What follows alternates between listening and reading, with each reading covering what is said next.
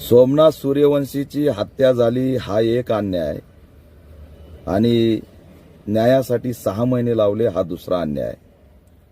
एकाच सोमनाथ सूर्यवंशीची दोनदा हत्या झाली, एकदा हयात असताना आणि दुसऱ्यांदा त्याच्या न्यायाची सुद्धा हत्या झाली। विलंब हा सुद्धा एक अन्याय आहे आणि तो अन्याय राज्य सरकारने केलाय। राज्य सरकारच्या अखत्यारीत असताना सोमनाथ सूर्यवंशीच्या मुद्द्याचं राजकीकरण करण्यासाठी लवकर न्याय दिला नाही असा आमचा थेट आरोप देवेंद्र फडणवीस यांच्यावरती आहे आणि त्याच्यामुळे विलंबाचा मिळालेला हा सगळा आजचा न्याय सांगितला जातोय तो सुद्धा एक अन्याय आहे। 6 महिन्यात चार्जशीट येऊन शिक्षा व्हायला पाहिजे होती, एवढा मोठा गंभीर गुन्हा आहे। न्यायाचं भिजत घोंगडं ठेवलं, याच्यापेक्षा दुसरं दुर्दैव काय।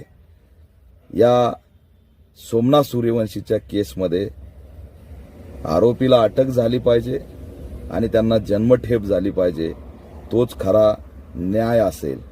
जर खऱ्या अर्थाने न्याय देण्याची भूमिका या ठिकाणी सरकारने निभावली असती तर आज शिक्षा सुद्धा ठोठावण्यात आली असती। एवढा काळ या सोमनाथ सूर्यवंशीच्या केसमध्ये गेलेला आहे आणि म्हणून आजच्या न्यायाचा अर्थ विलंब आहे आणि विलंब हा सुद्धा एक अन्याय आहे।